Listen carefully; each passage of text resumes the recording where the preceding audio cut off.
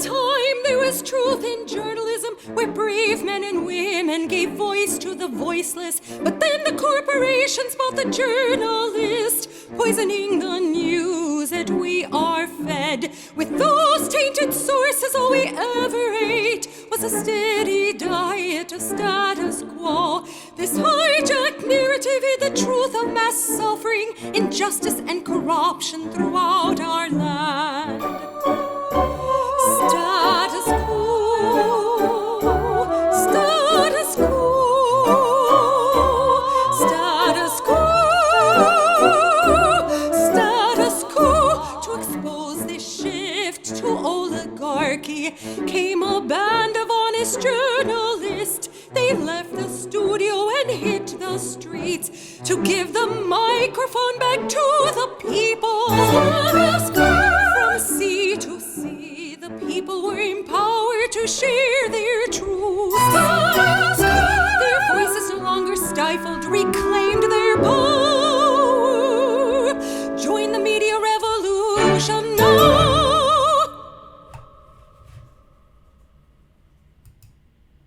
Hey there, Jordan Sheridan, live on March 11th, 2020. I am actually moving tomorrow. I am moving apartments tomorrow. Moving in with my lovely, lovely girlfriend. As such, everything is scattered all over the place where we're currently at, meaning I just don't have any lighting. So I hope a very poorly lit me is still worthy of you watching compared to CNN and MSNBC today. So sorry for the lighting. Once I'm in my new place and have my lights and all that stuff, we'll be ready to go and it'll be looking a lot better. Obviously, a lot to talk about, both in terms of the campaign, but more importantly, I think, about progressive politics in general. You can't really keep up with the hot takes. There's so many hot takes on Twitter and you know, MSNBC and CNN and the New York Times and the Washington Post. They're so hot, you burn yourself. Obviously, the coronavirus is going on all over the country. It's been declared a pandemic by President Orange Orangutan. So we'll talk about that a little bit. I think Trump is speaking tonight, actually, addressing the nation at 8 o'clock Eastern. Obviously, Jen is currently traveling. She did a great job there in Michigan. So I'm happy to be back. I will not be live tomorrow because I'm moving, but I'll try to get up and running as soon as possible. Thank you, Jen, who's in this. No, that needs to be as bright as possible, darling. So I want to start with, I don't need to tell you what happened. You know, Bernie got his clock cleaned. I'm not going to sugarcoat it. He got his clock cleaned. There's a lot of reasons for that, including mistakes Bernie Sanders himself made. But I actually want to start, and remember, smash that like button. There's 360 people watching. 190 of you have pressed that like button. It's the thumbs up button right under the live stream. Smash that like button. That's how we get more viewers. We're growing, but YouTube is still suppressing us. Thumbs up right under the. It's a super chat too. I know a lot of you aren't feeling so super today. We still need your funding. So I want to start with, to me, where things are in the campaign. I'm not going to sugarcoat it. I short of a very, very dramatic event happening, Joe Biden looks like he will become the Democratic nominee. We'll show you what Bernie Sanders said today if you missed it. Here's what Bernie Sanders had to say after his defeat in Michigan, Missouri, Mississippi, Idaho. He did win North Dakota, and Washington State is still a lot of ballots to be counted. He's winning by a hair in Washington State. Let's listen to Bernie Sanders. And I am talking about people not just in that our progressive movement is winning. We are winning the generational debate. While Joe Biden continues to do very well with older Americans, especially those people over 65, our campaign continues to win the vast majority of the votes of younger people. And I am talking about people not just in their 20s, but in their 30s and their 40s. The younger generations of this country continue in very strong numbers to support our campaign.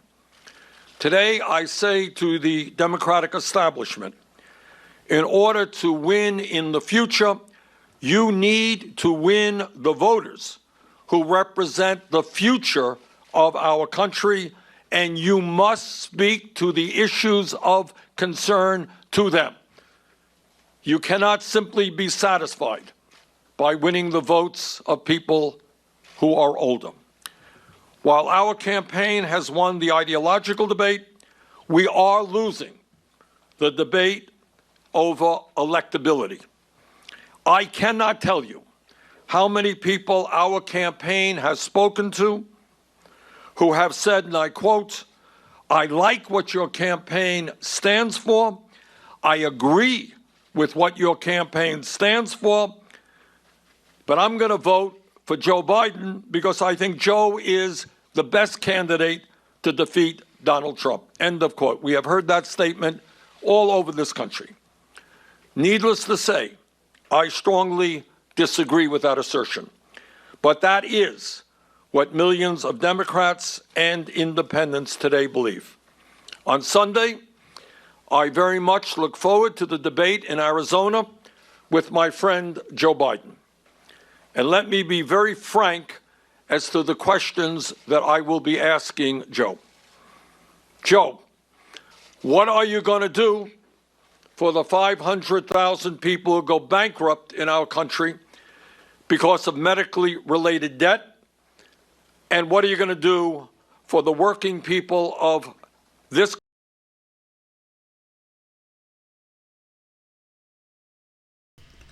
So I'm not going to play the whole thing. Basically, Bernie Sanders went through the list of questions he would have for Joe Biden on the debate stage, which basically going down, what are you going to do about essentially all the problems you don't care about and your campaign does not care about. I think that Bernie Sanders, again, I believe, I'm not going to lie to you, I don't think Bernie Sanders is going to win the nomination. I think it's not mathematically impossible, but I think it would take a very, very massive event. Thank you, Seth Peterson, $35. Thanks, Jen, Ty, and Jamal for being on the ground over the past week. Jordan, we need you in Ohio or Illinois. If Bernie destroys Biden on Sunday, I think we're back in action. Either way, your reporting is super important. Thank you so much, Seth. And we're going to have some announcements on our next steps in a little bit. So thank you for the continued support. We were going to go to Arizona for the debate, but they canceled the live audience, and they also canceled the spin room after, so there would be nothing for me to actually cover. Because of coronavirus, they canceled it. So, to me, the only way Bernie Sanders is going to actually win, which would be completely unprecedented, for Bernie Sanders to lose this many states and still somehow come back. Remember, there are right now over, I believe, there are 40%, somewhere around there, of states left to go. So there is still a lot of states left to go, and the majority of delegates left to go. But it does not look good for Bernie. The states coming up on the 17th, Florida, it does not look good for Bernie. It does not look great for Bernie in a lot of these states coming up. Bernie Sanders, the problem with his campaign, and there's a lot of problems, some of them are because of Bernie Sanders, and some of them are because of factors totally out of his control that I want to get into. Bernie Sanders, the biggest problem, and I've been saying this since 2016, and a lot of people haven't liked me saying it, Bernie Sanders is a revolutionary figure stuck in a Washington, D.C. politician's body. What I mean by that, Bernie Sanders is a revolutionist who refuses to stop calling his opponent my friend. Bernie Sanders is a revolutionist who refused, I have spoken with people in his campaign, refused to go after Joe Biden for lying about his civil rights record, for lying about being arrested in apartheid South Africa, for lying about participating in civil rights sit-ins. Bernie Sanders is a revolutionist who openly said, yeah, I think Joe could beat Donald Trump. Bernie Sanders is a revolutionist that vaguely talked about Joe Biden's, billionaires are funding him, but never went right at him, just like he refused to go right at Hillary Clinton, naming names.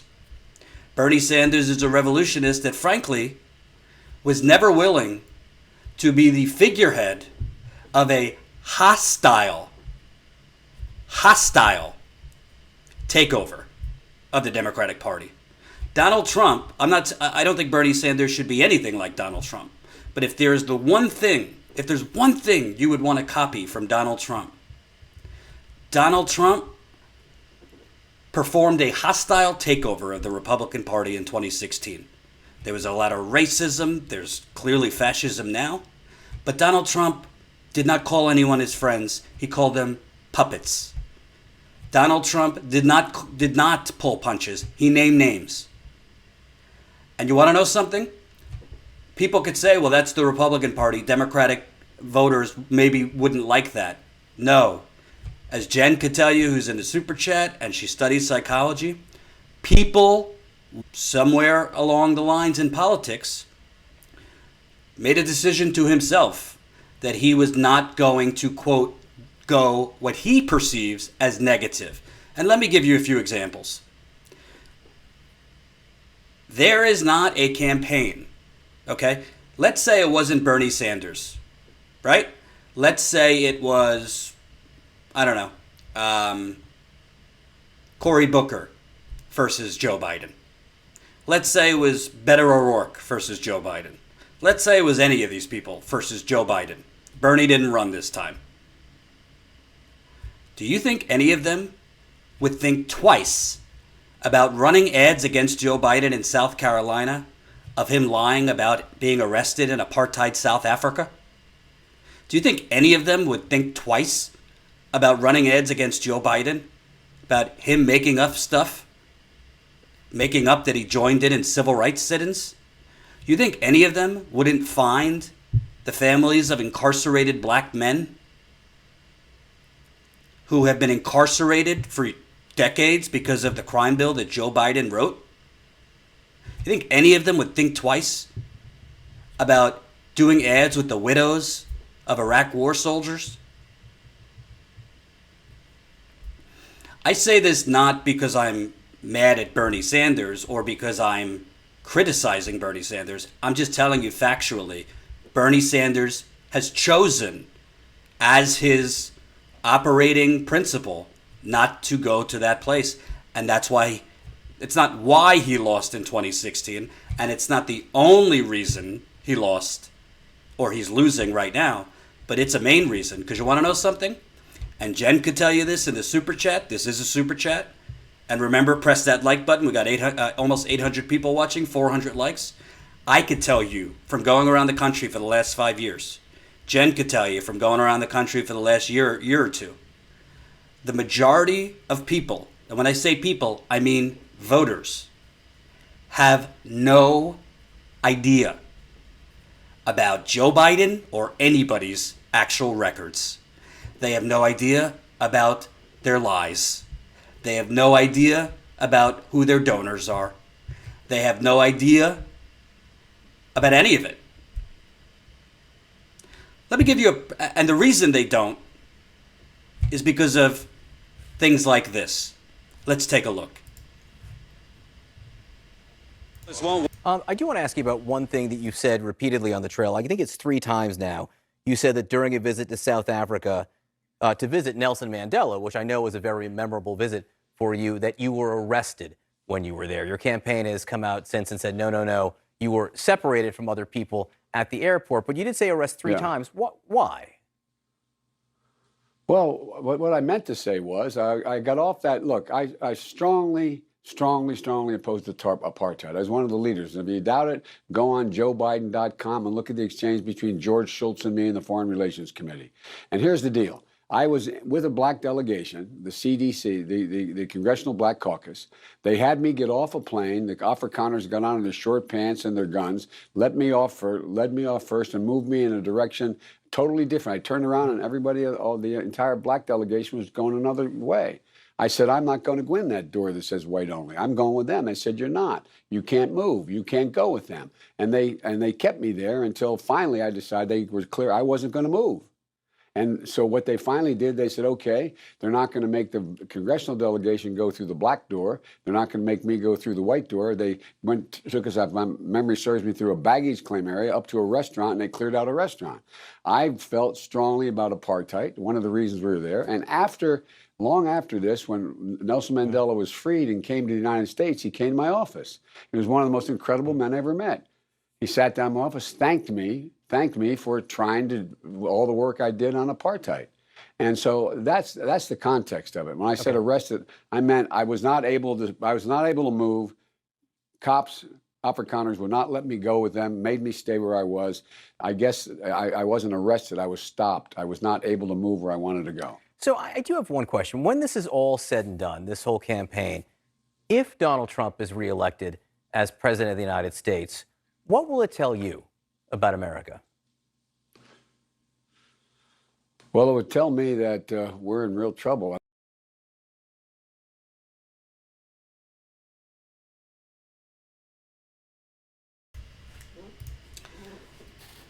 The reason I played that clip, and I'm going to have a whole nother discussion about what needs to happen in terms of independent media, because I have very strong thoughts on that too. The reason I played that clip is Bernie Sanders, okay, and his team, Bernie Sanders felt that because people are progressive, the country is progressive. Even the people voting for Biden, believe it or not, are progressive on the issues. Bernie Sanders felt that he could win the debate and he could win the election just based on the issues. But that's not how politics works. You have to also convince them that the other guy or gal is no good. That's how it works, Bernie Sanders. And Bernie Sanders never realized, when you watch that clip, Joe Biden was lying through his teeth. Of course, he was not challenged. That anchor didn't follow up with him at all, because those anchors are not journalists. None of the people you see on television are real journalists. They are propagandists. They are paid to be the biggest super PAC in America for the Democratic corporate establishment. On the Fox side, it's the Republican corporate establishment. So if Bernie Sanders was never going to actually run ads showing Joe Biden's, not just his lies, but his record. Jen, correct me if I'm wrong. Bernie Sanders just did a bunch of rallies in Michigan the week before the Michigan primary. I didn't hear once that Joe Biden, as recently as last year, was pushing the Trans-Pacific Partnership, TPP. It's not just that Biden voted for NAFTA. It's that as Obama's vice president, he was championing the TPP deal. He was trying to get Hillary Clinton to stick with the TPP deal. When she ran for president in 2016, this wasn't mentioned by Bernie Sanders. I'm not a political person. I'm a journalist. But if you're Bernie Sanders, you bring people up on stage whose families have lost their jobs because of NAFTA, whose communities have been decimated because of NAFTA. Show the pain. And he, as a politician, was never willing to do that. He was willing to talk, and he has a consistent speech, but the American people, it's not just that they're uninformed, and we're going to get to why they're uninformed. the majority of Americans do not watch political shows on YouTube. The majority of Americans don't even watch that much CNN, MSNBC. The majority of Americans don't even read the New York Times, the Washington Post. The majority of Americans, frankly, are watching The Real Housewives, are watching National Geographic or Animal Planet or stuff totally unrelated to politics. The majority of Americans are not political animals like you and I. The majority of Americans work either one job where they're working 50 to 60 hours a week or working 2 to 3 jobs and raising kids. So the majority of Americans, I don't honestly blame the people that are voting against their own interests, which they clearly are doing in places like Michigan and elsewhere. No, when I say I'm not a political person, I mean I'm not a political strategist. Like, I'm not an advisor to a politician's campaign. Obviously, I'm a political person. But the majority of people start paying attention to the elections maybe a week to 2 before the elections. They go online and Google. Maybe they see a couple ads on television. There's a very short window, not only to convince people that you are the guy or gal that's going to fight for them, but to also convince them that the other person is full of shit. The other person has sold you down the river. The other person is a fraud, is a threat to you. That's how the Republican Party has kept power as long as they have, by playing dirty. And that is how the corporate Democratic establishment keeps power, by playing dirty. By the way, Barack Obama's campaign in 2008 against Hillary Clinton, it was hope and change on the front end. Behind the scenes, they played fucking dirty. They ran nasty ads against Hillary Clinton. So did Hillary Clinton against Barack Obama. The nastiest ad that Bernie Sanders has run is Joe Biden and his record on Social Security. As far as I know, he didn't mention TPP once. And you want to know something? Bernie Sanders would not have lost South Carolina by 25 to 30 points if he was willing to do what needed to be done. And that is run ads, go at Joe Biden on working with segregationists in the Senate to stop busing, on the crime bill, which Bernie Sanders did vote for, but he has apologized. And Bernie Sanders, at least at the time he voted for the crime bill, said, I am worried about the mass incarceration effect this will have. He voted for it because of the Violence Against Women Act provision. Thank you for the super chat, Okanagan.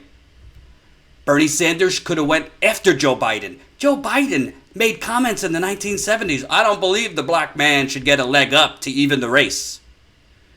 Joe Biden, besides the crime bill, Joe Biden and his Wall Street favoritism, his bankruptcy bill, Glass-Steagall repeal, not just the Iraq War, all of these economic policies have destroyed the black community. Joe Biden was pushing to get Glass-Steagall repealed. Guess what? The repeal of Glass-Steagall led to the 2008 financial crash. Guess what? The 2008 financial crash disproportionately hurt black Americans. There were more foreclosures of black people's homes than white people's homes, because the banks' predatory lending was targeted mostly in black and brown communities and poor whites. If Bernie Sanders would have ran ads in South Carolina, would have went at Joe Biden on debate stage, would have had his campaign do it, to go after him on his civil rights lies, to go after him on making up that he participated in civil rights sit-ins. Go to Sean King's Twitter. He's meticulously documented all of the lies that Joe Biden has told to exploit the black struggle in this country. In that interview I showed you, it's not just that Joe Biden lied that he was arrested in South Africa on his way to meet Nelson Mandela. He lied and said Nelson Mandela thanked him. Would all of this meant Bernie would have won South Carolina? Maybe not. But I got news for you. Would have put James Clyburn in a really tough position to have to defend Joe Biden lying about civil rights.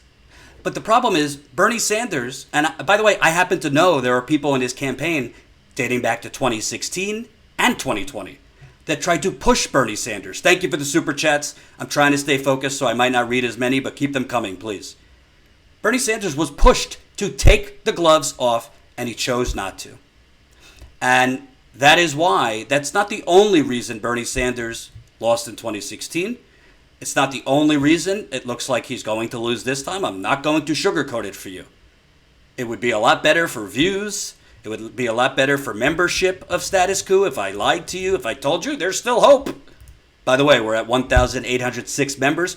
We're not stopping. Status Coup is not built just around Bernie Sanders. We are built around exposing the corporate media propaganda machine, giving the microphone back to living, breathing, human, working class human beings, covering police brutality, economic genocide, environmental genocide, the controlled demolition of the working class, water contamination, and we're not going to stop, whether Bernie wins or loses. And we are going to continue being the ground unit in the trenches, exposing the corporate propaganda, giving the microphone back to the people, and covering the progressive movement that still is exploiting. Sign up, $5 a month. I know you guys are upset. I know people feel discouraged. But the way the establishment wants you, what they want is for you to give up, shut up, and go the fuck away. And if you do that, you are sealing 10 more years of corporate or Republican Democratic establishment. Whether it's Democratic establishment or Republican establishment, there is no option to give up. So I'll get into Bernie more in a little bit. On the actual campaign and what I think is possible, first of all, I'm not going to get into Elizabeth Warren today because I have a lot of other things to talk about, but Elizabeth Warren is dead to us. She's been dead to me for a long time, but Elizabeth Warren is dead. Not like literally, I don't wish her physical harm, but she's dead.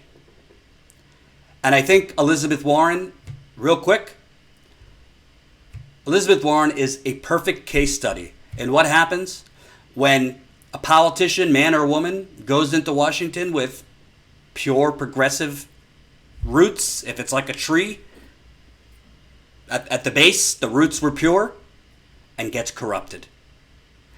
If reports are true, she chose not to endorse Bernie Sanders when he needed her. Remember, Bernie Sanders has never publicly once said a negative word about Elizabeth Warren. Not once. She chose not to endorse him because she was upset he campaigned in Massachusetts. Because she was upset he campaigned in Massachusetts. Because she was upset that members of the squad suggested she should drop out after she came in 5th place in South Carolina behind Pete Buttigieg. Elizabeth Warren is not someone who, if that's the decision she made, she's not someone who truly understands what's at stake. She's not someone who truly understands the true misery of the working class she claims she cares about, and she's not somebody who is an actual progressive. She is part of the problem. Whether her endorsement would have moved the needle or not, it was the right thing to do. And not only did she not show, and by the way, this is why when I worked at the Young Turks, and I told Emma at the time, my former colleague who's still there, no issue with her, I wish her well. But a lot of people I think a lot of people couldn't see that this wasn't just a mistake she made in 2016. It's not a mistake to sit out the biggest battle of the progressive movement in decades. It's a revelation of who you are. She revealed who she was in 2016, and she confirmed that in 2020. We're done with her. As far as I'm concerned, if she runs again, she needs to be primaried. Moving on to the current race. Listen, I'm going to be honest with you. I don't think Bernie Sanders is going to win the nomination. I'm just not going to lie to you. If that means you want to cancel your memberships, if that means you want to flee to a place that will feed you what you want to hear, I understand. I don't think he's going to win the nomination. However, I do think there still is a chance. I don't think it's completely out of the realm of possibility, and here's why. And I've been saying this, and Jen's been saying this for, 6 months. and I don't particularly care if we're criticized for it because it's the truth. And as a journalist, I think it's completely disgraceful that the other journalists in America, and by the way, we have over 1,000 people watching, 640 of you have smashed that like button. I need every single motherfucker watching. I'm a little aggressive today. Press that like button. It's a thumbs up button. It will get the audience way, way higher. Keep the super chats coming if you can. And sign up, statuscoup.com/join. We will still be covering the campaign. I will have news on that a little bit later. So, to me, it is very clear, objectively, Joe Biden has a cognitive illness. I say that not as a doctor. I'm not diagnosing him.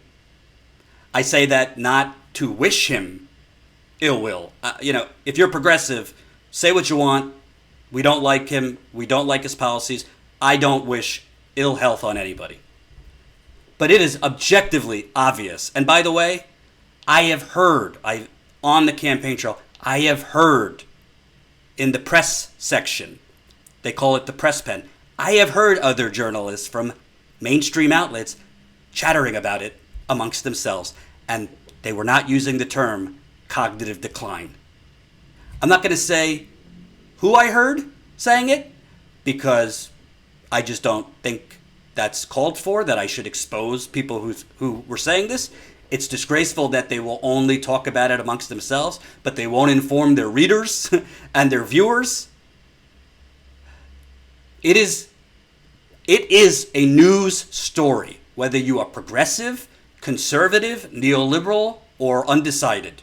It is a news story when the last vice president of the United States, when the Democratic frontrunner currently cannot remember the name of the president he served. He forgot Obama's name twice in the last 3 weeks. It is a news story when the current frontrunner, stumbles through the Declaration of Independence. And you know the thing. That's not a stutter. You want to know how I know? Because I had a stutter when I was a child. It wasn't that I couldn't speak, but I had a mild stutter. Okay? I have spoken with nurses. I haven't spoken with doctors. I've spoken with nurses. Stutters do not make you forget people. They do not make you forget what decade you served as vice president. The other day, he said he got confused, thought he served as vice president in 1976. It doesn't make you forget that it's Super Tuesday, not Super Thursday. It doesn't make you forget, when he says, I'm a Biden-Bama Democrat. That's not a stutter. And first of all, what's most irresponsible about it isn't just the fact that the corporate media is barely even reporting the instances where he's having these. What's the most irresponsible element of it is they, on their own, are deciding, these are gaffes. These are gaffes. Which minimizes it. Let me tell you something. Whether you like Joe Biden or not, whether you're a progressive or a conservative, whether you are a Bernie guy or a Trump guy or a Biden guy, if somebody has potential Alzheimer's or dementia, again, I don't know, I'm not diagnosing them as that, but if somebody has early onset something and you are ignoring it, and then you are willing to put that man on a debate stage in September and October against a political shark. Donald Trump might have declining mental faculties, but he's not talking like Joe Biden yet. The American people are a visual people. Many of you aren't old enough. I wasn't born yet, but I'm a student of history. Ronald Reagan won that election against Jimmy Carter, that one moment in the presidential debate where he said, "I won't hold your youth and inexperience against you." It was a line that made Jimmy Carter look so small. Yeah, there were economic factors too, but Reagan won in that one line. And Biden, besides his terrible record, It's terrible. The corruption also. He could lose in one instance in a one-on-one debate with Donald Trump, forgetting his train of thought, forgetting decades, forgetting names. It could be over like that. And that is why the truth is, it was never about, among the corporate Democratic establishment, the priority was never number one, stopping Donald Trump. It was always stopping Bernie Sanders, even if it meant putting somebody up that, frankly, is exhibiting signs, whatever you want to call it, of serious decline. So I say that. There's a one-on-one debate on Sunday. There is not going to be a live audience. They canceled the live audience because of the coronavirus, which I thought was the right decision. I don't know the format. I don't know if it's going to be standing or sitting. You have to. It's CNN and Univision. You have to assume the debate moderators are going to be completely biased. They are going to give Biden softballs. To be honest, it would not surprise me if Biden starts stumbling and forgetting things if the moderators cut him off to protect him. But Joe Biden has been benefited by having 8 to 9, in some instances 10 other candidates on one stage, which has covered for his whatever you want to call it, sundowning or worse. And again, I'm not saying this to mock him. I don't wish this upon him. But what you see, it's blinking red lights in front of you. And journalists who pretend it's not, well, you get... When it happens in October against Donald Trump, I have the tweets and I have the videos to say, we fucking told you so. I even said in tweets and in videos, you want to know something, Democratic establishment? Pull them out and put Pete in, put Amy in, put anybody in. And let them face off on Bernie Sanders. You could still try to rig it. We know you will. But just take somebody out who's not capable cognitively of taking on Donald Trump. But they're going with him. So I say all this to say, I think, and there are a lot of states left to go. There are. I mean, I got the schedule right in front of me. You have, hold on, March 17th, Arizona, 67 delegates. Florida, 219 delegates. Illinois, 155. Ohio, 136. Georgia, 105. Puerto Rico, 51. April 4th, Alaska, Hawaii, Louisiana, Wyoming, Wisconsin, Connecticut, Delaware, Maryland, New York, Pennsylvania, Rhode Island, Kansas, Indiana, Nebraska, West Virginia. I'm putting all this out there not because I think it's likely Bernie Sanders is going to win. I'm not going to lie to you. But because in a one-on-one contest, I don't think Joe Biden is going to be able to cover for the fact he's not all cognitively there. And if those voters see that on a debate stage, there might be a second look, even among older voters, on the whole electability issue. Which, I hate that term, and wait till I go on my next rant about the media, because that's what's really coming. And do not go anywhere, because this is going to be a good one. I think Bernie Sanders, and I've said this before, and I don't expect him to do this, because he has shown over and over and over that he is not willing to just take off the fucking gloves and do what needs to be done. And a lot of you yelled at me when I criticized him during debates and said, Jordan, he's taking his time. He's pacing himself. He's gonna go after him. And I told you, well, how much time is he gonna wait? He's still calling Joe Biden his friend. Bernie Sanders needs to say to Joe Biden, what are you going to say in October, Joe, when Donald Trump starts calling you, what are you going to say in June or July when Donald Trump starts calling you NAFTA TPP Joe? What's your answer to the people of Michigan, Wisconsin, Ohio when Donald Trump coins you TPP Joe? What's your answer when Donald Trump and the Republican Party with $200 million starts running ads about you lying about being arrested in apartheid South Africa, about you lying, participating in civil rights sit-ins. Frankly, I don't think Bernie Sanders would ever do it. A smart campaign would have put out the videos of Joe Biden sniffing little children's hair. I'm sorry. This is politics.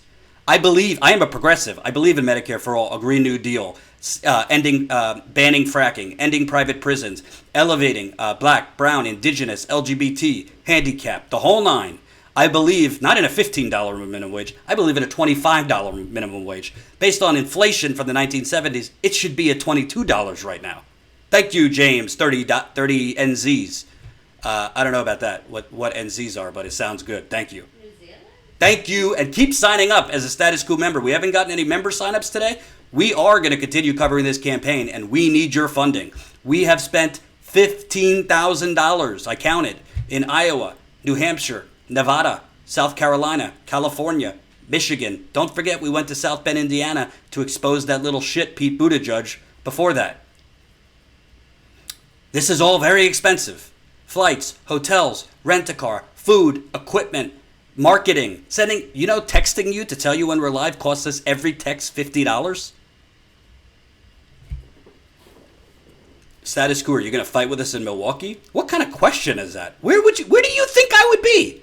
What do you think I'm going to be in Delray Beach sipping a margarita? Hell yes, we'll be fighting in Milwaukee.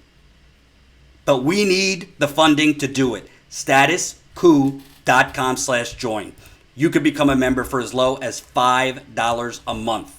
And for those of you who say, Jordan, stop asking for money, go away, go elsewhere. And we're going to talk about what independent media needs to do, and we're not going to be able to do it without you. But Bernie Sanders, frankly, he needs to come absolutely guns blazing, figuratively, not literally, at Joe Biden Sunday. And the truth is, he's not going to do it. He has shown he's not willing to do that.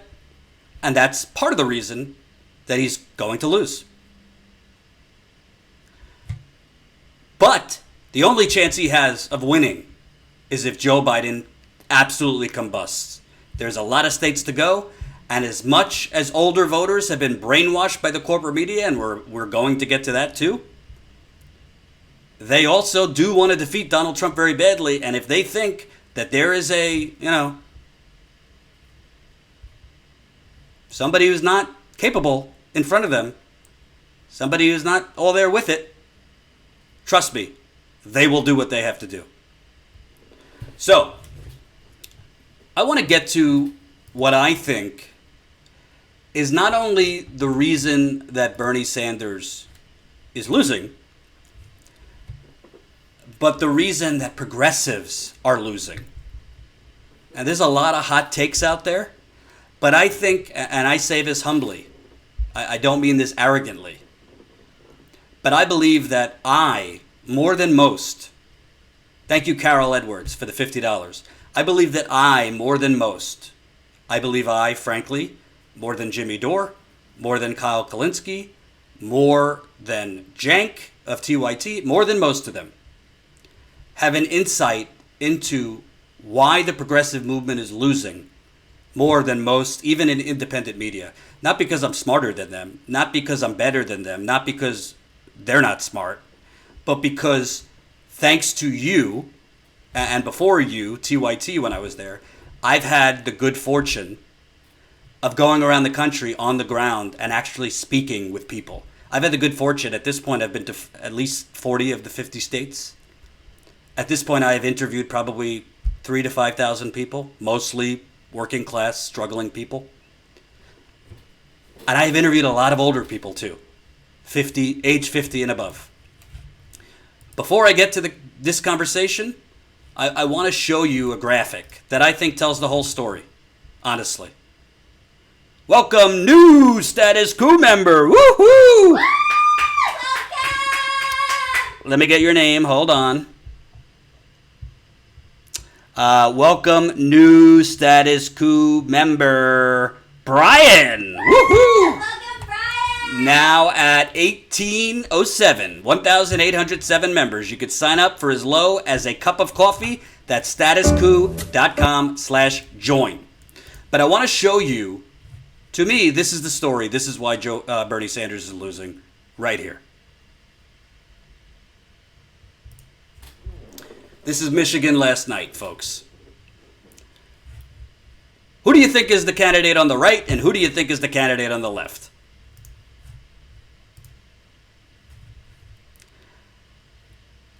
Bernie Sanders and the progressive movement are the movement for people under the age of 50. And I want to be clear. Because I know this triggers some people. I understand there are a whole lot of people over the age of 50 that are progressive. I understand there are a whole lot of people, including Status Coup members, Status Coup viewers, that are progressive, that support Bernie Sanders and are as enlightened politically. Unfortunately, your fellow boomers are not, and that's just the data. So when I start talking about this, I don't want you personally, if you're watching and over the age of 50, I don't want you to think I'm attacking you. But the data is the data. 18 to 24, it's not even a contest. 25 to 29, it's not even a contest. 30 to 39, not even a contest. 40 to 49, a little bit closer, still a healthy margin. Look at age 50 and over. Look at age 65 and over.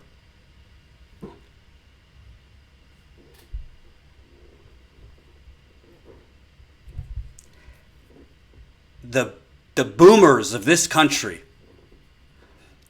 are the ones, ironically, the boomers who have benefited the most from the New Deal. The boomers who have benefited the most from the very policies that Bernie Sanders is trying to revive. The boomers that have benefited the most from environmental regulations back in the 1940s, 50s, and 60s. The boomers that have benefited the most from strong labor protections of the 1940s, 50s, 60s, early 70s. The boomers that have benefited the most from free public college universities. When healthcare wasn't insanely expensive decades ago. Welcome new Status Coup member Julie. Woo! Welcome, Julie. Woohoo! Keep it coming, guys. We're now at 1,808 members. And by the way, we will be doing a members call next week. It's a little busy this week because I'm moving this week and Jen is traveling, but we will be doing a members call next week. If you don't know what I'm talking about, if you're a Status Coup member, again, statuscoup.com/join. We have a monthly members call. This month we're actually going to do two because we didn't do one in February. statuscoup.com/join. It's a fun call. It's a video call. It's not through YouTube. It's through Zoom. And you don't have to be on video. You can mute your video, but you can ask us questions, comments, concerns, all that good stuff. So basically, the very boomers that have benefited from the policies that Bernie Sanders is trying to revive and basically extend the New Deal are the ones that have been brainwashed to think they're either not possible anymore or they're an electoral loser. Those are the people that have been brainwashed. And when I say brainwashed, I actually mean brainwashed. You want to know why? Do you think it's a coincidence? Do you think this graph, and by the way, this Michigan number last night, where Bernie cleaned up under 50, got crushed over 50? It's pretty similar around the country. Look at age over 50. Guess what the average viewer age is in cable news. This is from 2017. In 2017, CNN's median age was 60. Their medium age viewer was 60. I'm not trying to be an ageist. I'm telling you the facts. The median, the middle age for somebody who watched CNN 2 years ago was 60 years old. Fox, 65.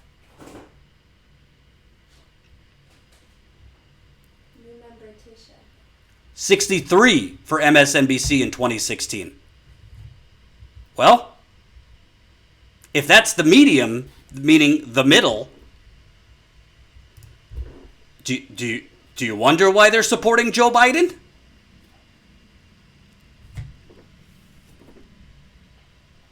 And when I say brainwashed, and welcome new Status Quo member Tisha.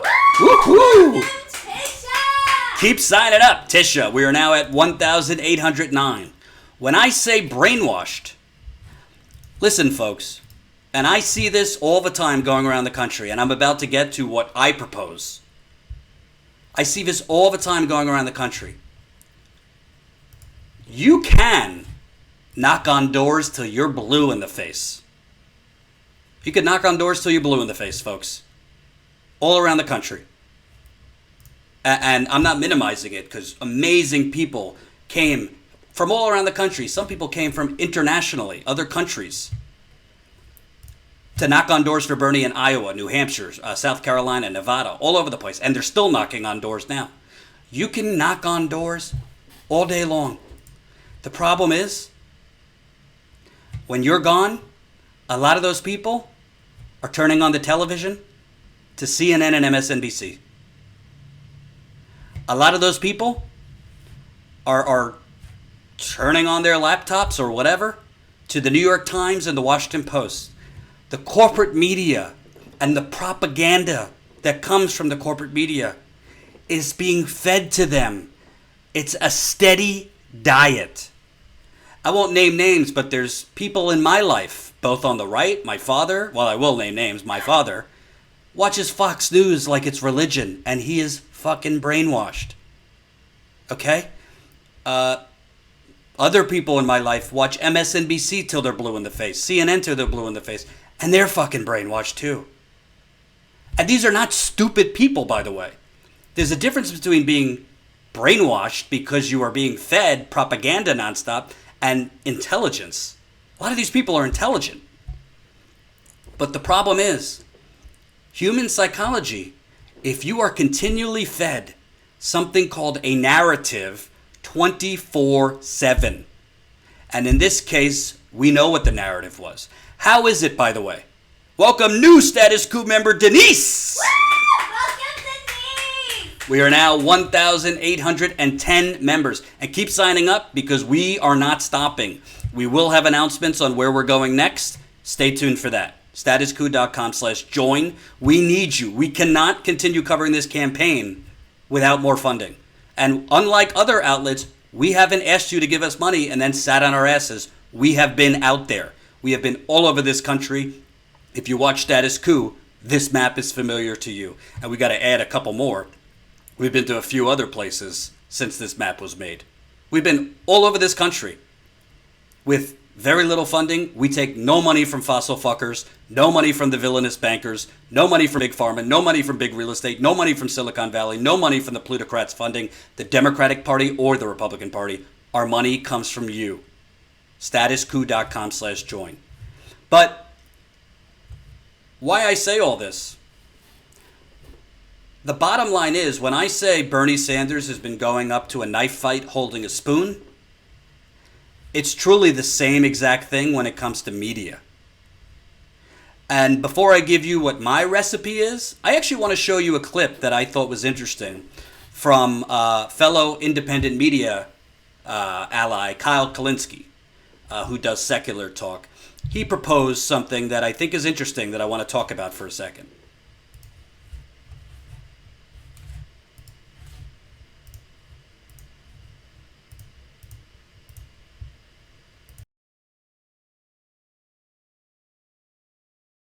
And this one I think there's going to be a lot of debate on the left about.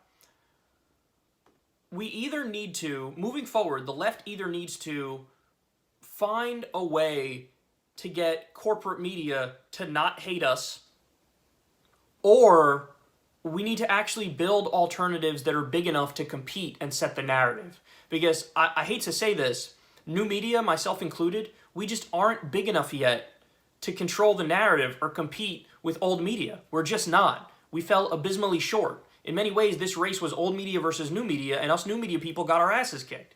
We just couldn't do enough to help Bernie and set the narrative and get him over the edge. We did okay with our demographic. Our demographic, by and large, is young people.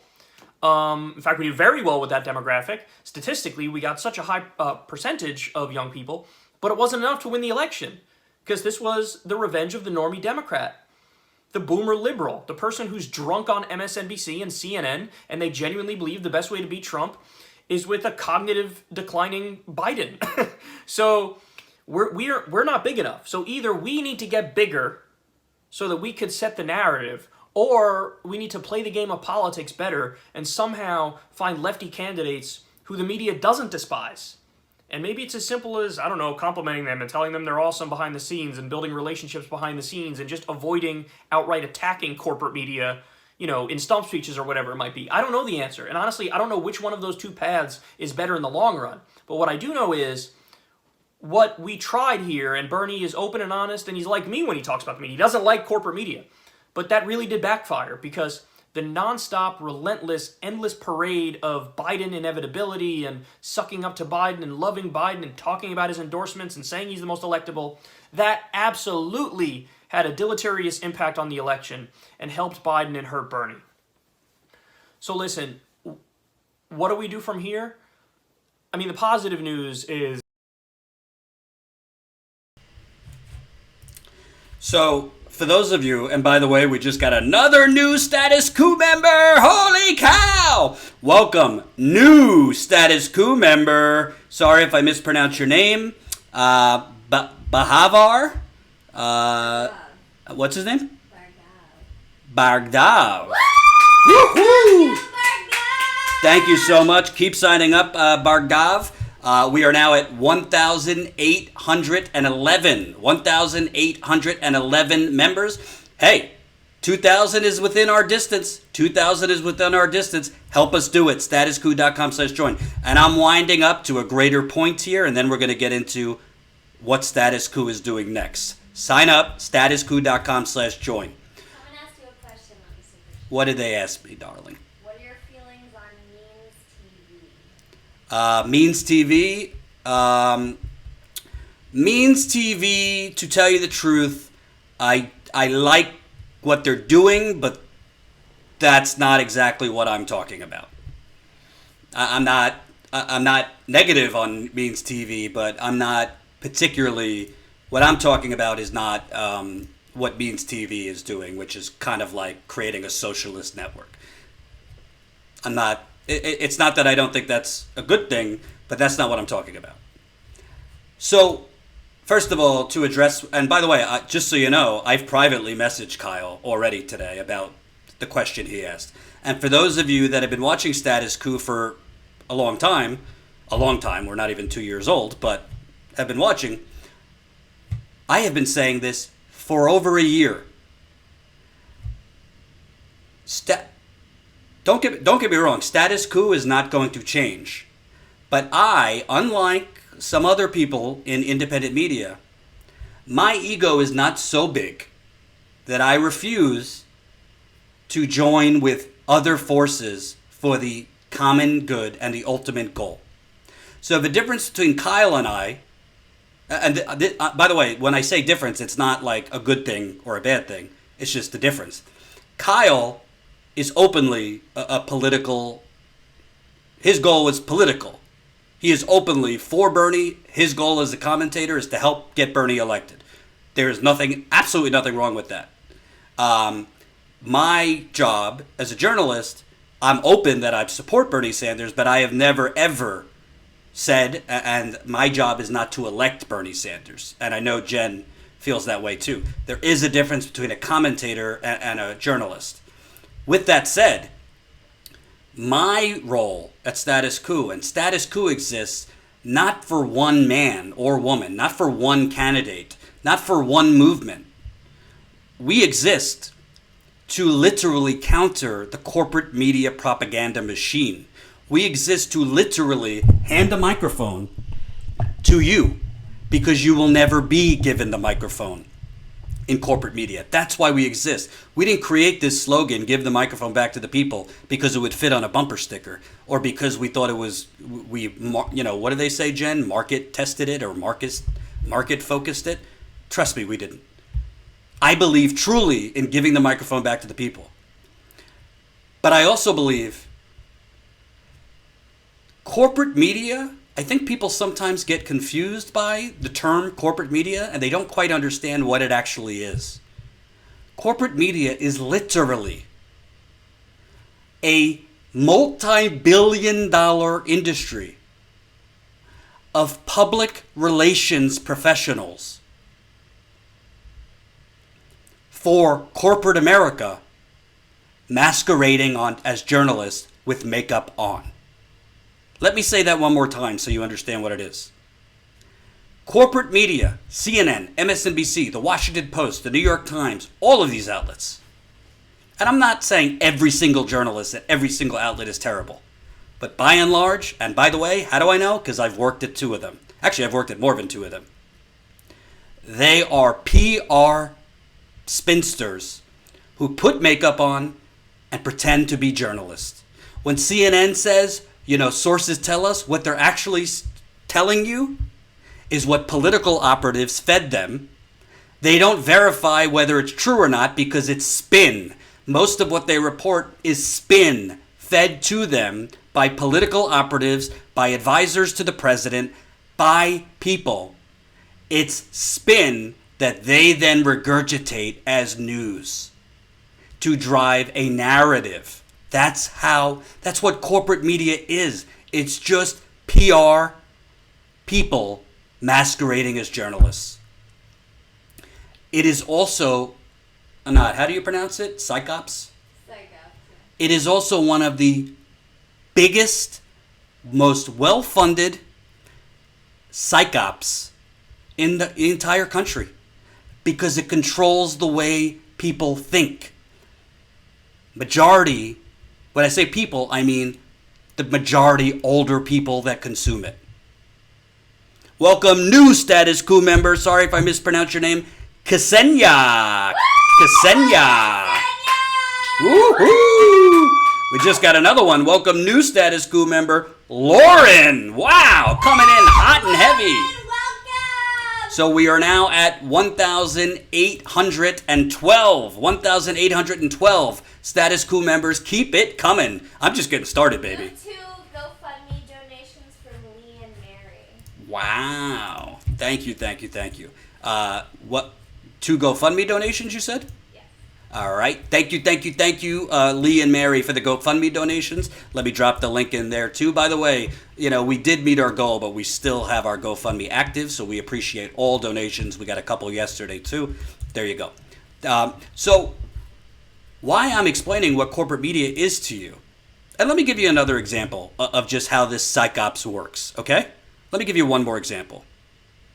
I disagree because for a lot of women, and I do think that Senator Sanders and his campaign very much underestimate how much anger there still is on the part of a lot of women who, whether it was the Bernie bros who attacked them and Senator Sanders did nothing to try. I mean, literally people were being threatened. It was vicious in 2016. Well, you're saying they're still angry the next 2 weeks going forward. I'm saying that what I think his campaign isn't understanding is what's bad for him about this is he came into this race with a lot of baggage from 2016 about the way women were treated by the Bernie bros, by his campaign. I've spoken to women who worked on his campaign in 2016. It was not a welcoming environment for a lot of women. And so to then have that kind of exchange with Senator Warren, who a lot of us at least respect, even if you're not going to vote for her, you respect her, that doesn't look good for him. And that she should have called him out that night. Well, I think she on was camera in front of millions of people. Yeah. What do you think? I mean, look, I was like, I don't think about this. I have I'm eating popcorn, but no, I'm willing to believe a lot of. So I'm sorry to have to play these things for you, but there's a point. Do you see what CNN did there right now? Well, not right now. This happened a while ago. What CNN did was put on Hillary Clinton's communications director from 2016, Karen Finney. Right there is a blatant conflict of interest. Why is Hillary Clinton's communication director on to discuss Bernie Sanders supporters on Twitter? They also put on Terry McAuliffe, the former governor of Virginia, who is lifetime best friends with Bill and Hillary Clinton, who is one of the biggest, people know him in D.C., one of the biggest scummy little douches in all of D.C. Do you see a progressive on that panel? Do you see any Bernie Sanders supporter? Do you see them even try to reach out to any Bernie Sanders supporter who might be online? By the way, a new study just came out that's revealed the Bernie bro thing is a myth. People studied online behavior of all candidates. It's a total myth. But the point wasn't that Bernie bros were attacking anybody. That anchor didn't ask her, do you have any proof that threats were made, physically or otherwise? It's the whole point is to gaslight viewers. The whole point is to distract viewers, in this case, older people, and to help form their opinions for them, for the candidate you want or against the candidate you don't want. That is what CNN is. That is what MSNBC is. That is why, literally, if any of you went to journalism school, listen to this. That is why literally CNN took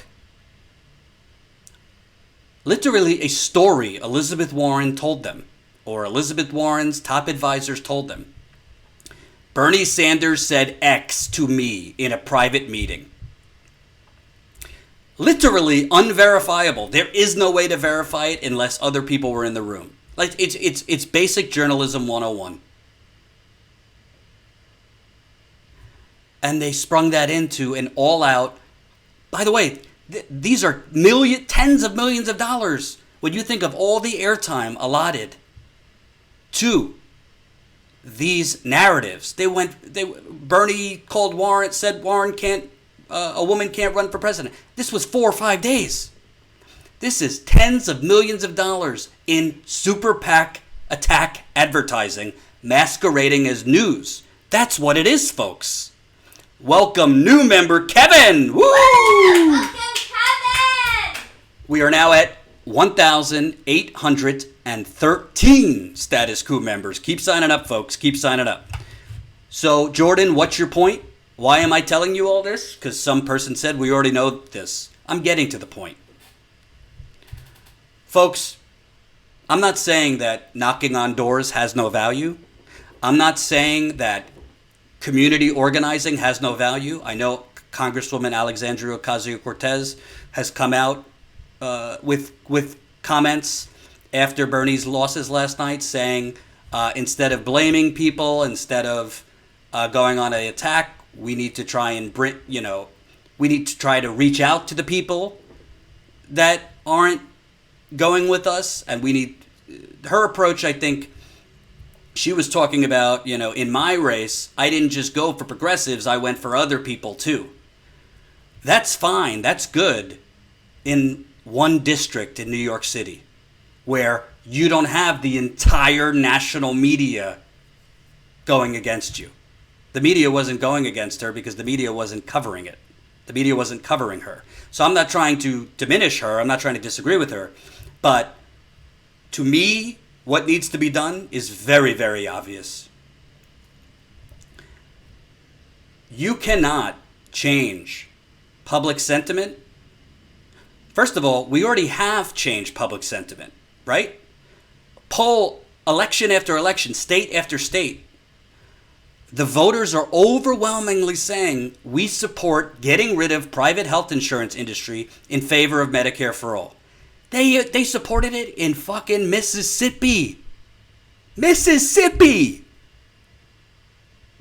They trust Bernie Sanders in all of these polls.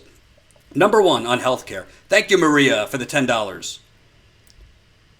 They support the Green New Deal. You go down the list. Policy.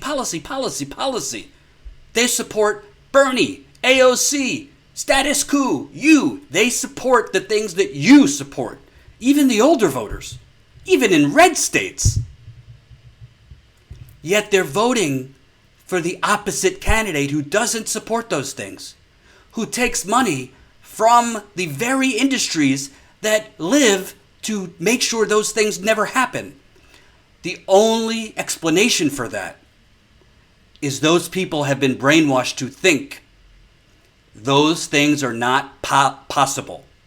Those things are actually radical. Those things are too expensive. Those things maybe could happen down the road, but if we go for it now, it's definitely gonna be why we lose to Trump. They have been programmed to expect nothing. And you want to know something? Of all people, I don't know what he was thinking actually speaking this kind of truth. Listen to what Jake Tapper had to say last night on CNN.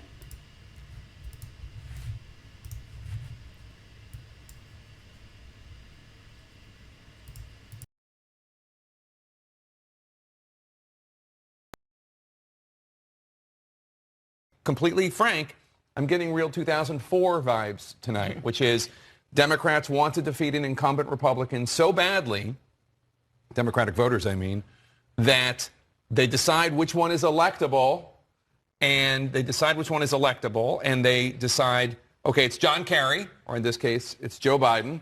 There's a huge coalescing around that person. They want to end the primary process as soon as possible, and then basically they coronate this person. Now, what did we learn in the last few weeks? Mark McKinnon, former George W. Bush advisor, told me that actually they feared Howard Dean more. Because Howard Dean, even though he was less predictable, there was a starker difference between Howard Dean and George W. Bush. And he was drawing much bigger crowds than John Kerry was able to. And Howard Dean, we had him on the Sunday show, and Howard Dean said, now you tell me. But the point is that when you have the Democratic electorate deciding that they are all a bunch of Rachel Maddow's and Chris Hayes's and the like, that they're just, progressive pundits, and they're going to pick out who is the best one, maybe they don't necessarily always know what they're doing. Yeah. So, first of all, I think Shocking. Maybe they don't always know what they're doing. What Jake Tapper left out there was some truth in what he was saying. But what he left out there, why is it? Why is it? And remember, folks, keep signing up. Statuscoup.com/join. We got to keep growing. In a little bit, I'm going to be telling you what's next for us in terms of travel and covering this campaign. So, statuscoup.com/join. Join us for as low as $5 a month. We got our members call next week. Can't wait to talk to you in our monthly members call. So, what Jake Tapper left out, why is it that all of these older voters and viewers are playing pundit, are deciding who's electable? Maybe because you, Jake Tapper, you CNN, you MSNBC, you the New York Times, you the Washington Post, you the Daily Beast, you BuzzFeed, you the Atlantic, the list goes on and on and on and on, have been feeding them for 2 years. Because remember, elections go 2 years now in this country. Pretty soon it's going to go 3-4 years.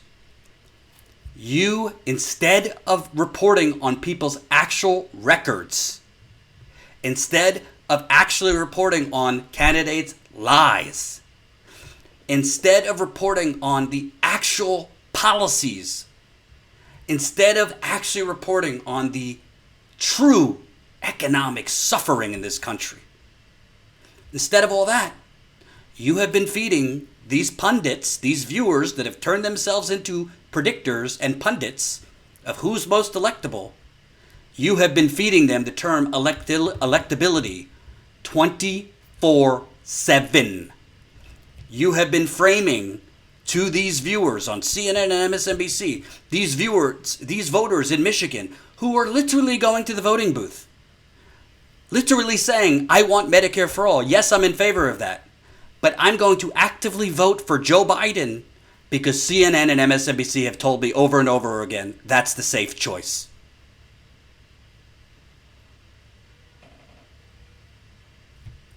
That's what's going on here. People are voting against their own interests because they have been brainwashed to believe that the safest bet, is a moderate, middle of the road, Wall Street funded, warmongering, pro-fracking, fake civil rights hero, Joe Biden.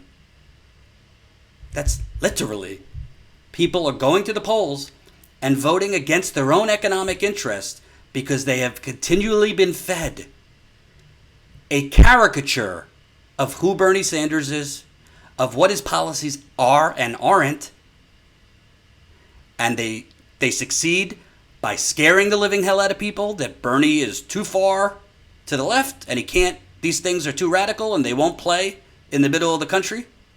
Yes, I'm about to get to what the solution is, but I'm trying to explain the problem before I get to the solution. So they have successfully scare these people, their audience, the older viewer, into thinking Bernie Sanders is such a risk while lying to them about who actually is the risk. When Donald Trump starts hitting Joe Biden, hey, TPP Joe, hey, NAFTA Joe, hey, Crime Bill Joe. When Donald Trump and the Republican Party start running ads on television all across this country, and it's coming, folks, of Joe Biden sniffing little children's hair, of Joe Biden talking about loving children, rubbing his hairy legs and sitting on his lap. These are coming. I'm not saying that, I'm going to be blamed. Jordan, don't give them any ideas. Are you fucking blind? You think they need me or Jimmy Dore to give them ideas? This is the Republican Party. This is Willie Horton ads. This is the Karl Roves, the Steve Bannons. These are the most vicious gangsters.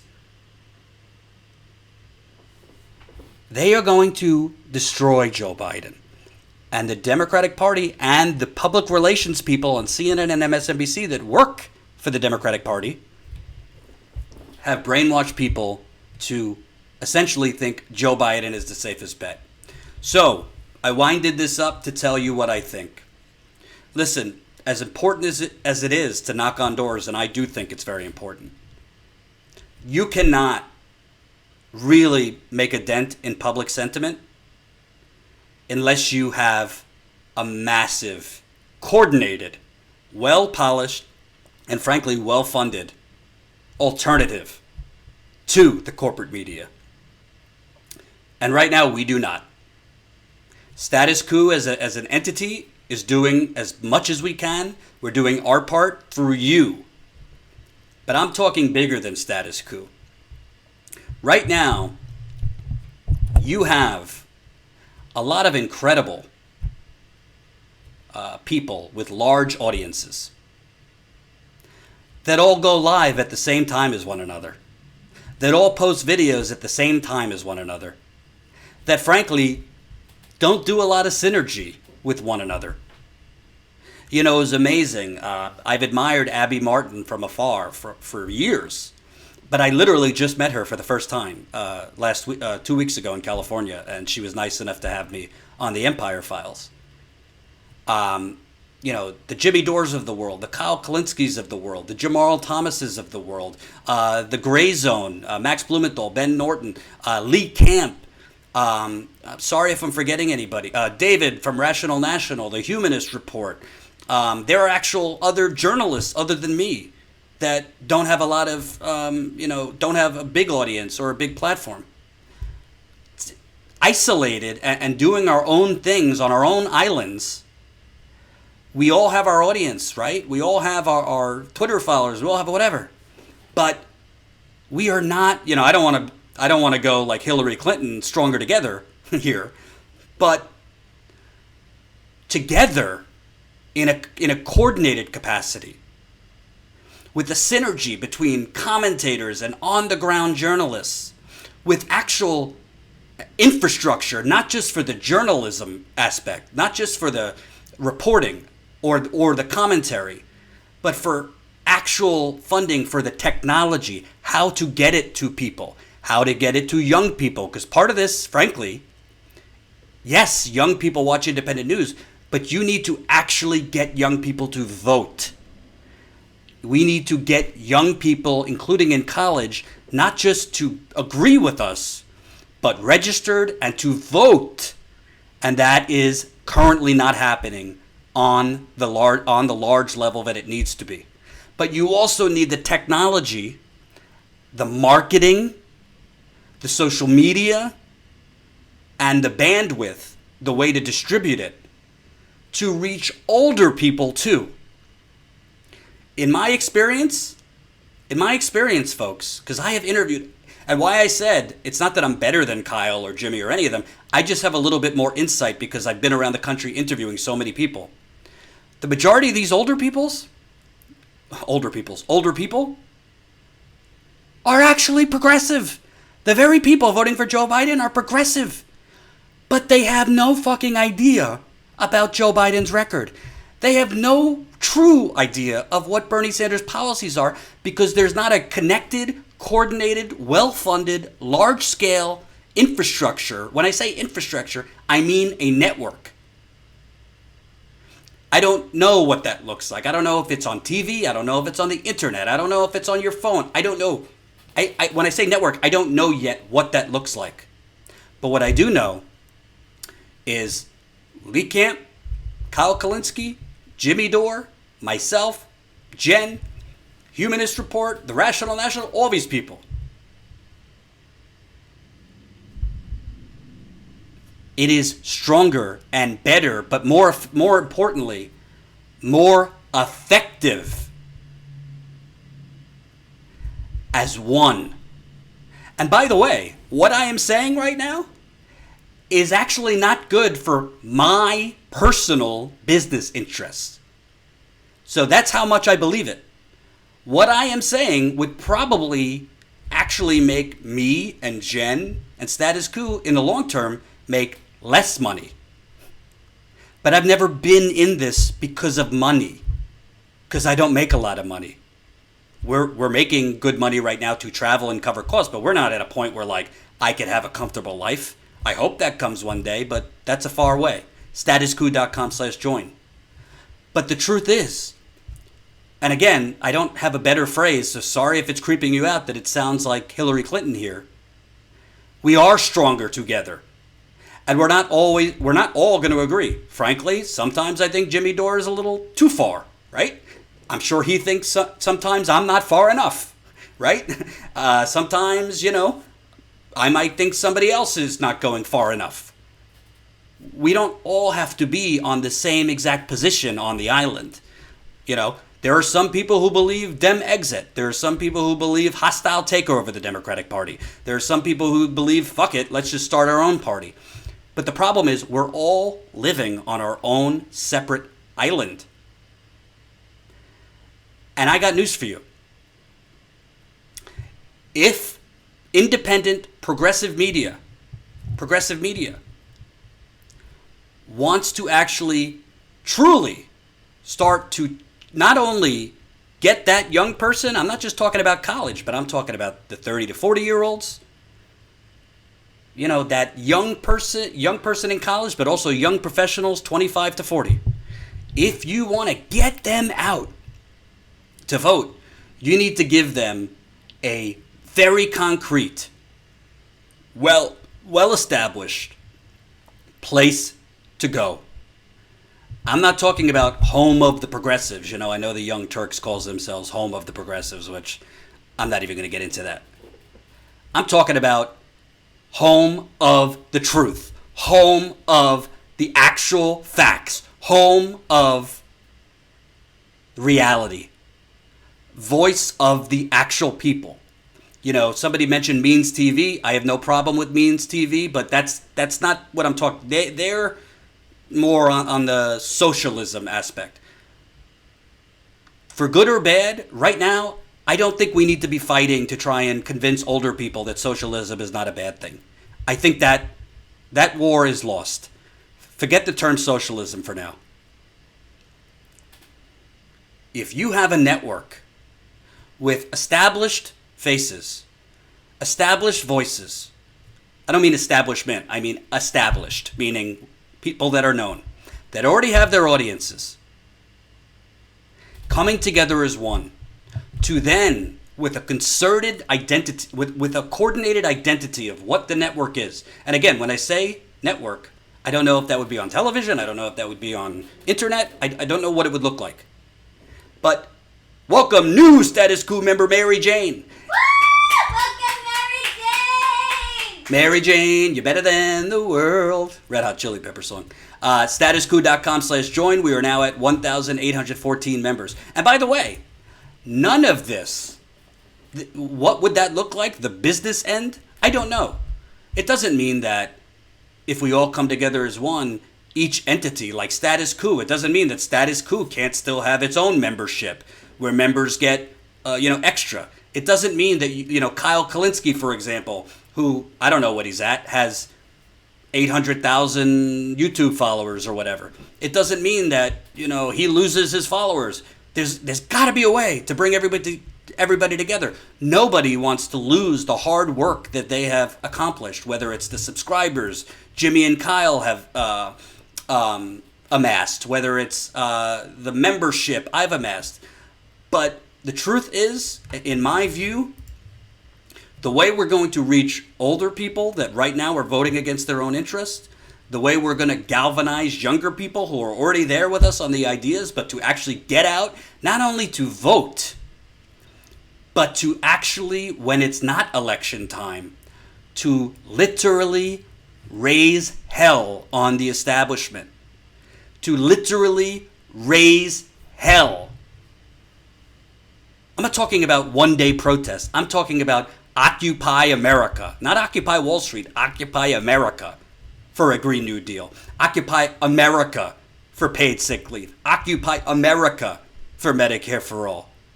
Economic boycotts. The only way you're going to do that is with a concerted progressive network. Thank you, Carol Edwards. Another $50. Progressive Media Summit, please. First step in building a consortium. I completely agree. And by the way, folks, I'm just keeping it straight up real. I'm just keeping it straight up real for you for a second. This cannot only be funded by $5 to $10 memberships. What I'm talking about will cost probably tens of billions of dollars. It's going to take more than just funding from the viewers. I do not mean funding from George Soros. I do not mean funding from the Koch brothers. I do not mean funding from Name Your Villain or Evil Corporation. But what I'm talking about, it's not just enough to bring people together. You're going to need the technology. You're going to need the structure. You're going to need a way to get it out to people. You're going to need the distribution method. You're going to need a lot. And people are going to have to deal with that we are going to need. If that would ever come to pass, you would need investor money. You would need capital. You just would. A lot of progressives want to be pure, but the truth is the working class that watches us aren't able to provide the 30 million we would need to do it. And when I say 30 million, I don't know if that's the number, but you get my point. It's going to cost a lot of money. But I am starting, and I'm saying right here, welcome new Status Coup member Robert. Woo! Welcome, Robert! I'm putting it on, I'm saying right here, and I know Jen agrees, Status Coup is willing to join a big tent media revolution. It doesn't mean Status Coup and what we do changes. We wouldn't change a damn thing.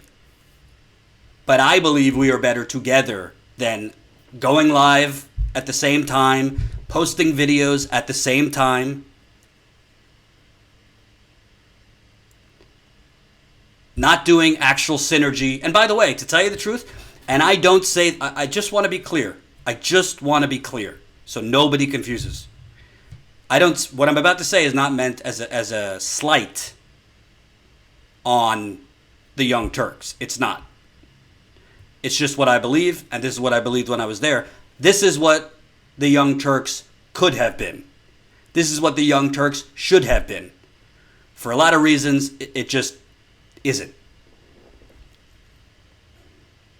But you can have so many fierce minds together. And that includes Crystal Ball of Rising, many others, and I'm sure I'm forgetting some people. this is the only way you are even going to have a chance to start breaking through the corporate propaganda that's CNN, MSNBC. The good news is, if you look at this, as diplomatically as I could say it, that older group is eventually going to die. I don't wish ill will, but that older group is eventually going to die. The problem is we do not have time to wait for that under 50 group that is progressive and votes progressive. We don't have the time to wait for that group to become the older generation. We don't have that time. The planet doesn't have that time. You don't have that time.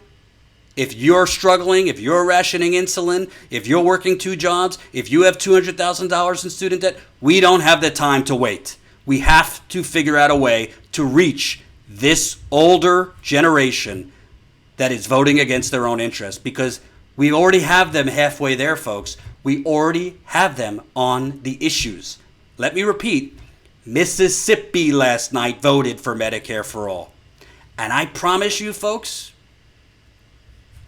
if the majority of black voters in South Carolina would have had an outlet that could reach them, explaining to them that Joe Biden is not your friend, that Joe Biden has lied and exploited your civil rights struggle for his own political gain, that he made it up that he was arrested in South Africa, that he made it up that he participated in civil rights sit-ins, that he literally worked with segregationists in the Senate to deprive you of busing.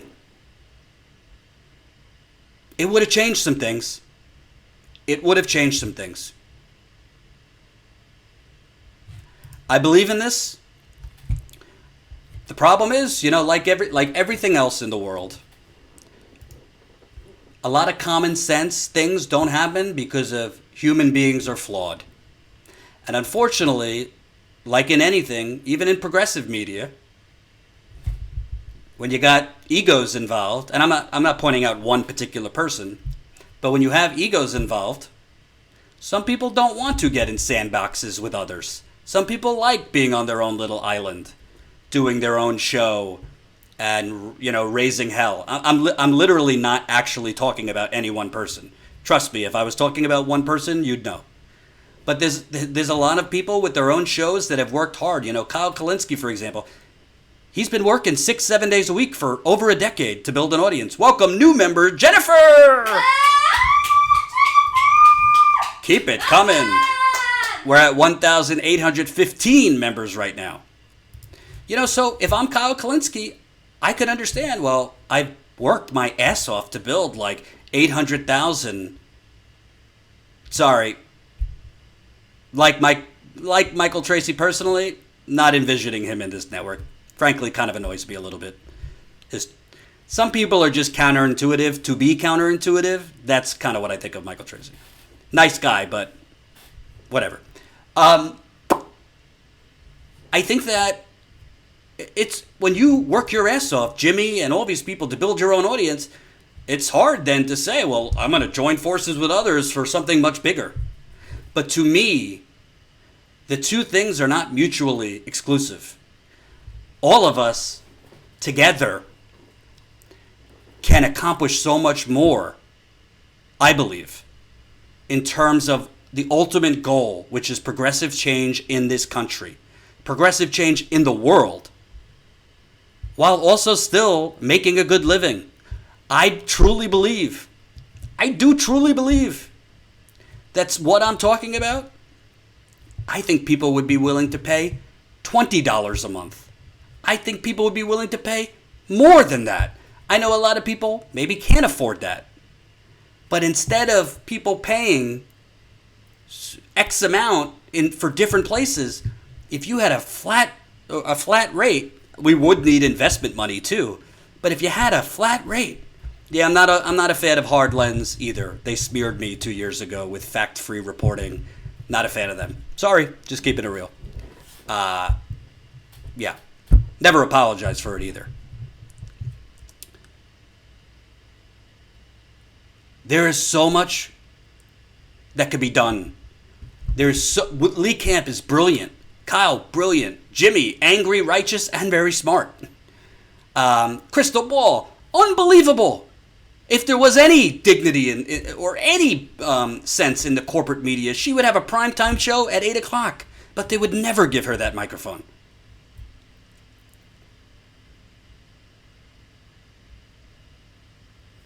So this is what I believe needs to happen. How it would look, I don't know.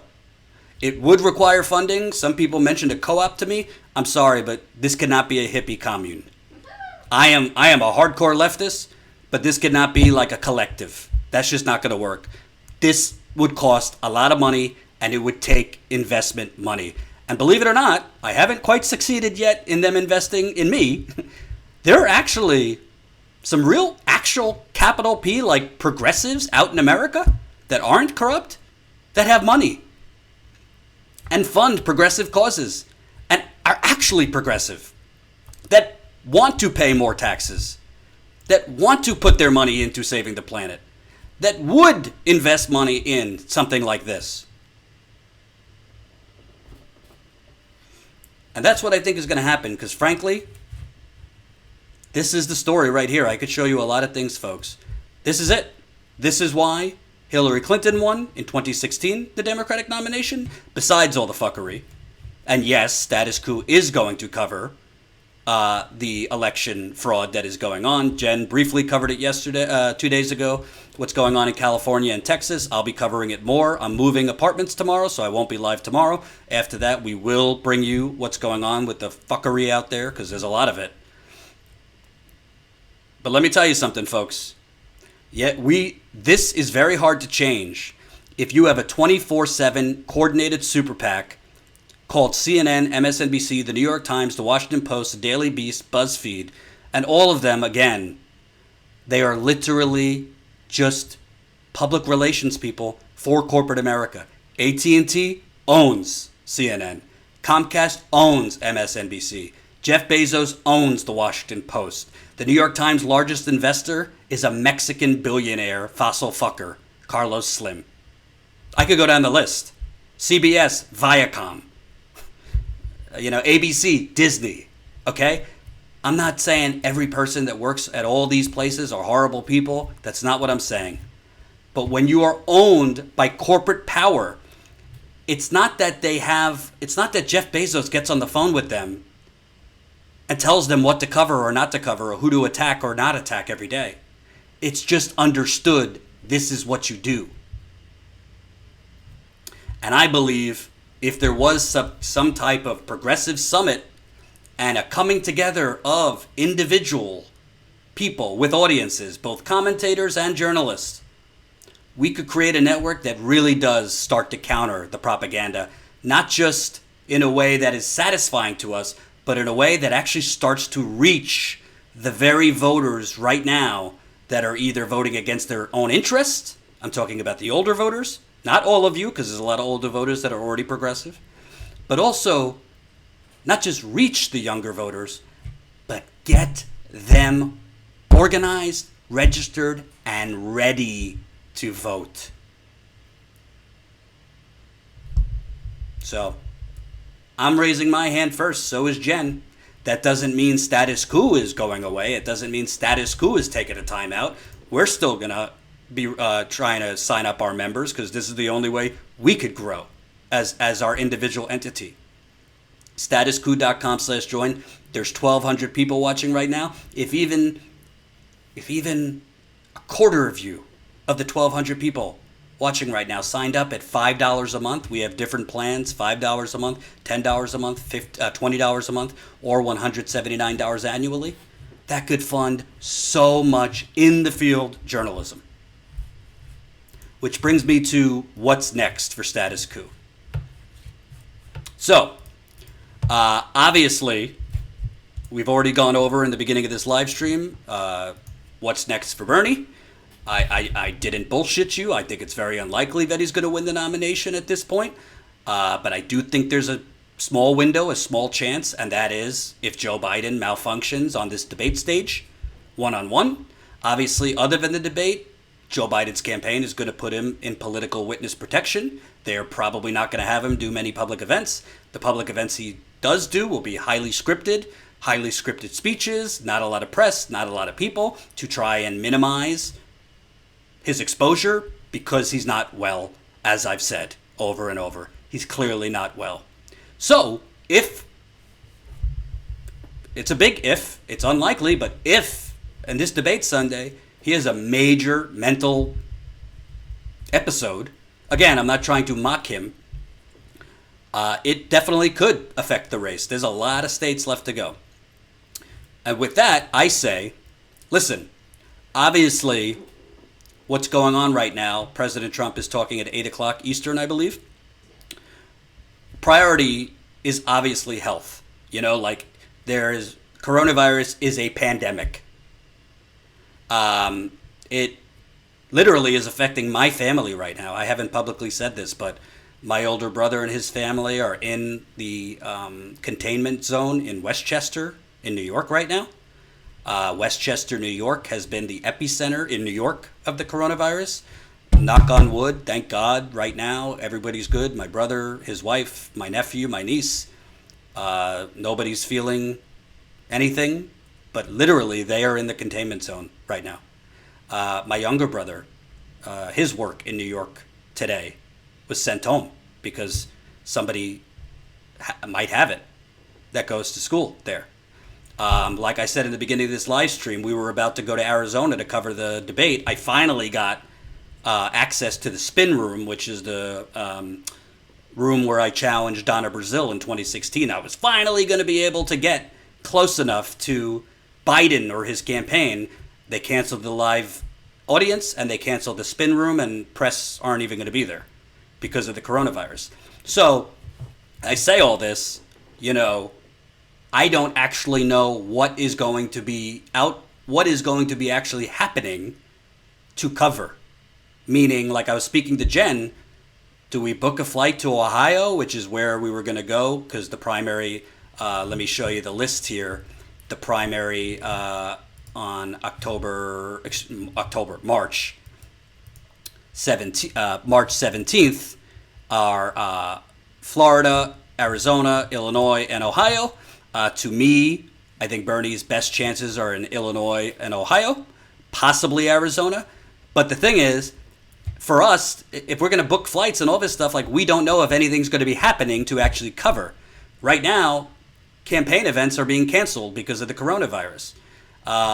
You know, things are being canceled because of coronavirus. So, like, we want to go, but we're waiting for the emails we usually get to see what is going to be coverable, if that's a word. We don't want to go to Ohio, Arizona, and Florida and just sit there because there's nothing to cover. So we are waiting basically to see that. So for right now, it's not that we're sitting on our behinds, but we're waiting to see what's going to happen. The second thing I will tell you, and I'm going to be as careful as I can when I talk about this, because I am of the belief, don't jinx it. For those of you who have been watching us, there's been a major story that Jen and I have been working on. We started working on it in September, actually, of last year. So we're talking, 8 months at this point? It is on the Flint water crisis. We decided to go with a larger outlet for it because, frankly, we are growing, but we are not at the level yet where if we just published it on our own, we thought that it would have major impact on its own. So we found a larger outlet that was really into the story. But the problem is, when you're working with larger outlets, you're working at their pace. So the story has been delayed, to say the least. With that said, for reasons I'm not going to get into, I believe that the story is going to probably be out in the next 2 weeks. All I could say is it's the biggest story I have ever done. I don't say that to tease you. I don't say that to dramatize. It's literally the biggest thing I've ever worked on. Jen as well. When that story breaks, we will be going to Flint right away. All I could say is I think when the story breaks, you're going to understand why we were so secretive about it, why we didn't get into it a lot, why it matters. And I also think you're going to be really proud that you're spending $5 a month, $10 a month, or whatever you are as a Status Coup member. Thank you, Steven, $20 in the super chat. If all the independent media get together with all their donors and try to get a mainstream channel. That's what I'm talking about, baby. So we are definitely, when this story breaks, going to be going back to Flint, because to me, Flint is everything everything we've been talking about for this whole 2 hours. Flint is just a symbol of it. Flint is a microcosm of it. Thank you, my love. Talking for me. Love it. Flint is going on in April 6 years without clean water. That's happening in America. We talk about Trump. Trump is the greatest threat. Restoring the soul of the nation. Meanwhile, there's people in Flint, Michigan right now without clean water, zero accountability, zero justice, and it ain't just Flint, it's all over. When we go to Flint, it will be my 16th, count it, 16th time reporting in Flint. Somebody says that's old news. Well, get ready, because it's about to be new news. The story we have, all I could say is fire. Outside of Flint, again, we were going to go cover the Arizona debate, but there's nothing to cover. There's no live audience, and there's no spin room. They canceled all of it because of coronavirus. So when I ask you to sign up as a member, we will be going on the campaign trail. Again, here's the schedule. As far as I know, Bernie Sanders ain't dropping out anytime soon, judging by his speech. And we are ready and willing to keep on going. March 17th, Arizona, Florida, Illinois, Ohio. Based on when the schedule comes out of if and when there are rallies, we will be hitting the road if we get more funding. I believe, Louisiana, Wisconsin, we definitely want to be in Wisconsin. It's one of the most critical states in the general election. We need funding, period. If we don't have more funding, we can't do it. We have spent over $15,000 just on Iowa, New Hampshire, South Carolina, Nevada, California, and Michigan. Not to mention South Bend, Indiana before it, and many other places we've been. We're not spending, and by the way, this is spending money conservatively. We're not flying first class, and we're not staying at the Ritz-Carlton. We are doing all this on the cheap. Pennsylvania, very important state. Kansas, Indiana, West Virginia, Kentucky, Oregon. These are important states. Yes, it does not look good for Bernie Sanders right now. But you want to know something, folks? And I mean this. I truly mean this. 2.5 weeks ago, Joe Biden was politically dead. Do you remember that? 2.5 weeks ago, Joe Biden was politically dead. I was honest with you. I think it's not likely that Bernie Sanders wins at this point. But it's also kind of new territory when you have the Democratic frontrunner forgetting the name of the president he served. It's kind of new territory when you have the Democratic frontrunner literally getting into fights with union workers that ask him a question. It's kind of new territory when you have a Democratic frontrunner mumbling through the Declaration of Independence. Democratic frontrunner calling himself an O'Biden-Bama Democrat. Democratic frontrunner telling his voters to vote on Super Thursday. I mean, I could go down the list. There's so many things that are not gaffes. These are not gaffes. These are not stutters. And there's a one-on-one debate coming up. And good question for those of you that asked. Jamal is freelance. Everybody's freelance for us. Unfortunately, we don't have the money. Welcome, new member, Jonathan! We are now at 1,816 new, status coup members. Keep it coming. And I'll tell you what our goal is in a second, and I'm about to sign off soon. Jamal is freelance for us. We don't have the funding to like make people full time and give them benefits. I wish we did. We don't have that funding. We have no corporate funding. We never have. We had one small investor in the beginning that was $50,000. It was a viewer from Indiana, actually. I met him at a conference. He gave us invested $50,000. It basically bought us equipment. So we don't have. He's a freelancer, Jamal. He had another gig that he couldn't get out. That was already scheduled for Michigan, so we had to get somebody in a pinch. So Ty was nice enough to fill in for us in a pinch. If we go to Ohio, I'm probably gonna have to use somebody else too. Jamal is, I don't want to get into it. It's his business, but has a personal engagement on the 17th. So Jamal is coming back. It's just he had another gig. And now, going forward, he and I have gone over the schedule, this and that, so he's not going to have any other gigs around primary dates. So I didn't want you to think like he's gone. He's not gone. He's coming back. And Ty was nice enough to fill in for us. And Ty now has his own channel. I think it's called The Section Independent. So if you want to go check that out, it's The Section Independent on YouTube. And I think it's on Twitter. I don't have it on me. I'll get it for next time. But on YouTube, it's called The Section Independent. I know it would make him feel good. Go subscribe to The Section Independent. So the bottom line is this, folks. Until everybody else gets their act together and we come together as one big progressive media empire, for now, it's still status quo doing what we do. Listen, I'm going to be straight up with you. We have 1,200 people watching. Right now, we're at 1,816 members. Membership is our core business model for a very simple reason. We do not want to ever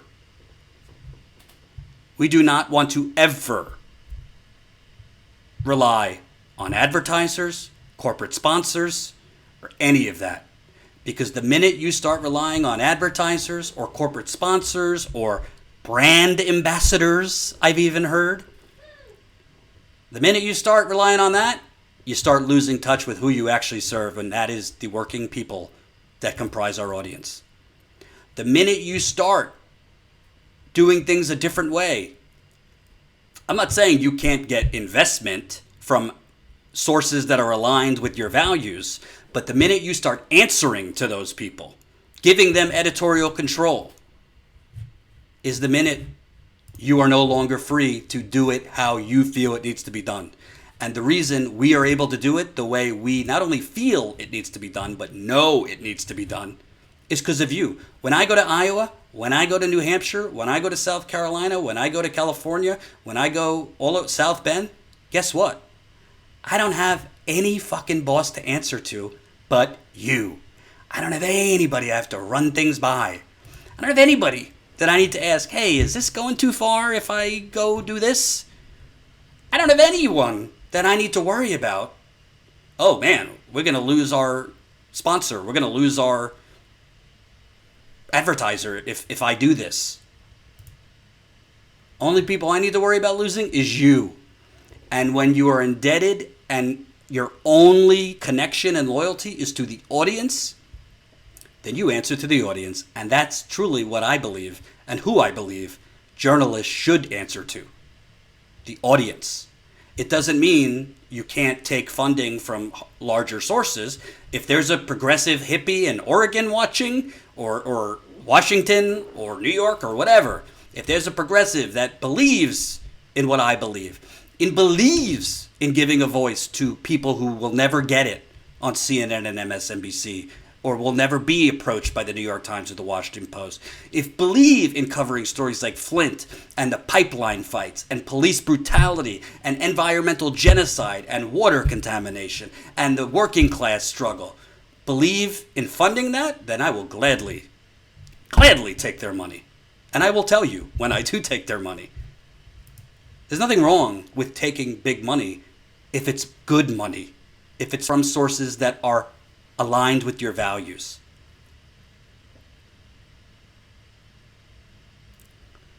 But until then, we don't have the funding to do what needs to be done. And what needs to be done, We need independent media on the ground, not only to cover the rest of Bernie's campaign, however long that will be,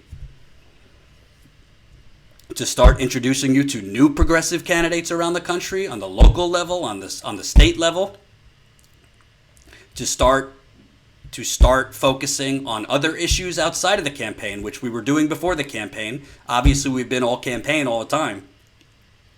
But we need the funding. Money don't grow on trees, and we are funded by you. So for the 1,200 people watching right now, all I ask is this. Oh,